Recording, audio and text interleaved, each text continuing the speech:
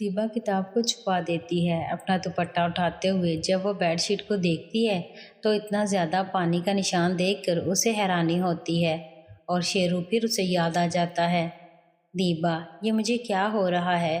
क्यों मेरा दिमाग बार बार शेरू की तरफ जा रहा है? नहीं नहीं, ये गलत है, मैं ऐसा नहीं कर सकती। दीबा खुद को कोसती हुई शाकर का बैग पैक कर देती है।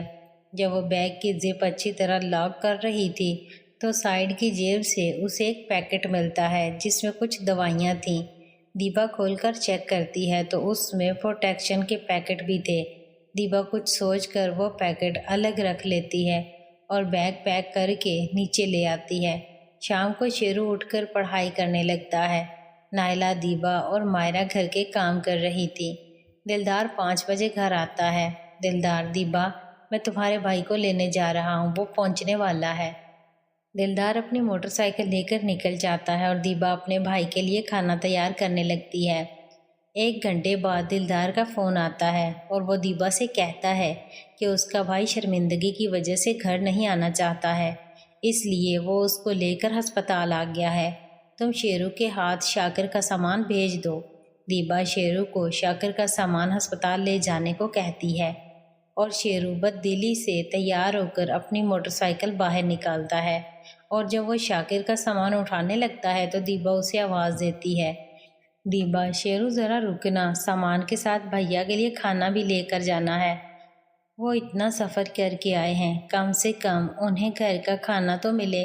थोड़ी ही देर में दीबा खाने का टिफ़िन लेकर आ जाती है और शेरू के पीछे मोटरसाइकिल पर बैठ जाती है। शेरू, मामी जी, आप कहाँ बैठ रही हैं? आप ये खाना मुझे दो, मैं ले जाता हूँ। दीबा, अरे इतना सामान और खाना तू कैसे संभालेगा? कहीं गिर गया तो? मैं पीछे पकड़कर बैठ जाती हूँ, वैसे भी इस बहाने भाई से भी मिल लूँगी। शेरू, मामी जी, टाइम देखो कितना हो गया है और ऊपर से बादल भी हैं, अगर बारिश आ गई रास्ते में तो भीग जाएंगे। दीबा, तू चुपचाप मोटरसाइकिल चला, तेरे होते मुझे परेशानी नहीं। और बारिश का क्या, ये बादल तो कल से ऐसे ही हैं, कोई बारिश नहीं आने वाली। चल अब बातों में वक्त ज़ाया न कर। शेरू दीबा की बात सुनकर चुप हो जाता है और मोटरसाइकिल को किक मारकर चल पड़ता है। आधे घंटे में दोनों अस्पताल पहुंच जाते हैं। दीबा जब अपने भाई से मिलती है तो उसका भाई रोते हुए हाथ जोड़ता है और उसके पांव पड़ने लगता है। दीबा का भाई, मुझे माफ़ कर दे बहन, मैं बहुत शर्मिंदा हूँ, ऐसी गंदी औलाद कुदरत किसी को ना दे। उसकी गंदी हरकतों की वजह से मुझे लोगों से बातें सुननी पड़ती हैं। मैंने तो ये सोचकर तुम्हारे पास भेजा था कि शायद ये सुधर जाएगा, मगर मुझे क्या पता था कि इसके दिमाग में इतनी गंदगी भरी हुई है कि ये तुम्हारे साथ ऐसी गिरी हुई हरकत करेगा। दीबा, भैया आप क्यों माफ़ी मांगते हैं? आपने तो गुनाह नहीं किया। वैसे भी शाकिर को इसके किए की सज़ा मिल गई है, शायद अब वो सुधर जाए। मैं तो कुदरत का शुक्रिया अदा करता हूँ कि उसने वक्त पर शेरू को भेज दिया और उसने मेरी लाज बचा ली। दिलदार, शेरू ने ना सिर्फ दीबा की इज्जत बचाई है बल्कि शाकिर को ऐसी सज़ा दी है कि अब कभी शाकिर ऐसी हरकत नहीं करेगा। दीबा का भाई शेरू का भी शुक्रिया अदा करता है, लेकिन शेरू उन्हें मामा जी कहकर उनके पाँव छूता है, जिसे देखकर दीबा अंदर से बहुत खुश हो जाती है। शेरू को प्यार भरी नज़रों से देखने लगती है। दिलदार, दीबा अब तुम शेरू के साथ घर चली जाओ, अंधेरा हो रहा है और मौसम भी ख़राब है, कहीं बाद में मुश्किल ना हो। दीबा और शेरू दीबा के भाई से मिलकर वापस गांव की तरफ निकल पड़ते हैं। अभी थोड़ी दूर ही गए थे कि बारिश शुरू हो गई। शेरू दीबा से रुकने का पूछता है, मगर दीबा कहती है कि अगर बारिश तेज़ हो गई तो यहीं फंस जाएंगे, इसलिए तेज़ चलाओ और जल्दी घर पहुंचो। अंधेरा हो चुका था और सड़क वीरान हो चुकी थी। बारिश की वजह से कोई भी सड़क पर नहीं था। शेरू मोटरसाइकिल को तेज़ भगाने लगता है, मगर अचानक से बारिश तेज़ हो जाती है। तेज़ बारिश की वजह से शेरू को सड़क अच्छी तरह नहीं दिख रही थी, ऊपर से दोनों पूरी तरह भीग गए थे। दीबा शेरू को रुकने का बोलती है क्योंकि उसे अब बहुत ठंड लगने लगी थी।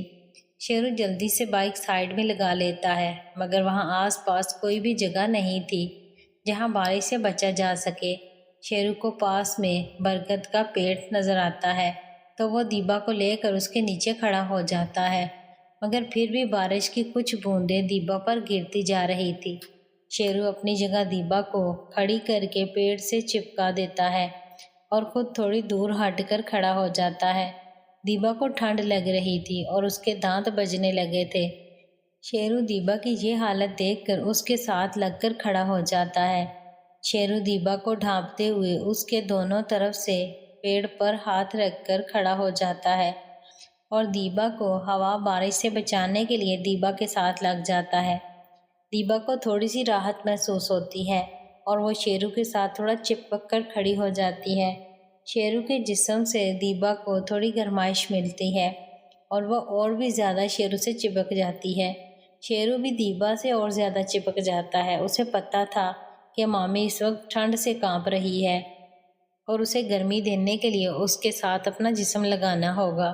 دیبا کے بھیگ جانے کی وجہ سے اس کے کپڑے اس کے جسم سے چپک گئے تھے اور اس کے جسم کے سارے انگ نمایاں ہو گئے تھے، مگر اس وقت اندھیرا تھا تو شیرو دیکھ نہیں سکتا تھا۔ شیرو کے جسم سے لگ کر کھڑے ہونے سے دیبا کی چٹانیں شیرو کے سینے سے چپکی ہوئی تھیں اور اب دیبا کے جسم میں گرمی آنے لگی تھی، جس سے اس کی چٹانیں سخت ہونے لگی تھیں۔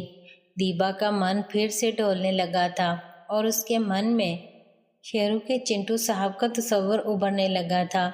نہ چاہتے ہوئے بھی اس کا جسم شیرو سے اور زیادہ چپکنے لگا تھا اور دیبا کی دونوں باہیں شیرو کی پیٹھ پر کس گئیں۔ شیرو: مامی آپ ٹھیک تو ہیں؟ دیبا: مجھے بہت ٹھنڈ لگ رہی ہے۔ شیرو: کچھ کرو، کہیں میں ٹھنڈ سے مر نہ جاؤں۔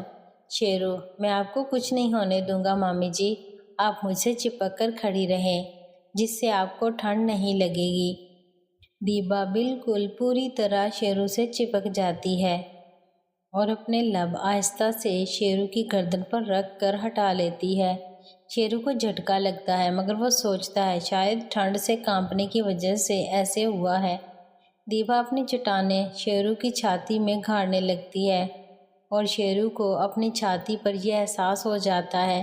شیرو کا جسم بھی گرم ہونے لگتا ہے اور اس کا چنٹو بھی نیند سے جاگ جاتا ہے۔ چنٹو کے نیند سے بیدار ہوتے ہی دیبا کو اپنے جسم پر اس کی چبھن کا احساس ہو جاتا ہے اور دیبا اور بھی زیادہ شیرو کو ساتھ لگانے لگتی ہے۔ دیبا اس وقت پوری طرح سے مدہوش ہو چکی تھی۔ اس کی آنکھیں بند تھیں اور اس کے دماغ نے کام کرنا بند کر دیا تھا۔ شیرو بھی ان جذباتی لہروں میں ڈوبنے لگا تھا اور وہ دیبا کو پیڑ سے لگا کر چنٹو کو کھڑکی پر بٹھا دیتا ہے۔ دیبا کو جیسے من مانگی مراد مل گئی۔ دیبا کی باہیں شیرو کی گردن پر سخت ہو جاتی ہیں اور وہ مستی میں آنکھیں بند کیے شیرو کو دانتوں سے کاٹ لیتی ہے۔ شیرو: مامی جی اب زیادہ ٹھنڈ تو نہیں لگ رہی؟ دیبا: نہیں، اب نہیں لگ رہی، ایسے ہی میرے گلے لگے رہو، تھوڑی تھوڑی گرمائش مل رہی ہے مجھے۔ شیرو بار بار کسی بیلی ڈانسر کی طرح کمر ہلا ہلا کر ڈانس کر رہا تھا۔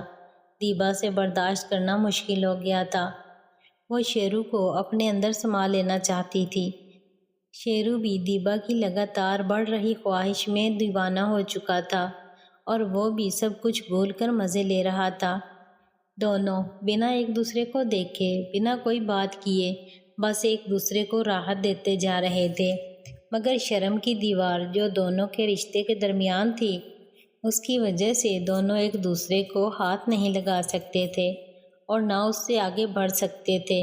شیرو کی وجہ سے دیبا پہلے ہی کتنے دنوں سے ہوس کا شکار تھی۔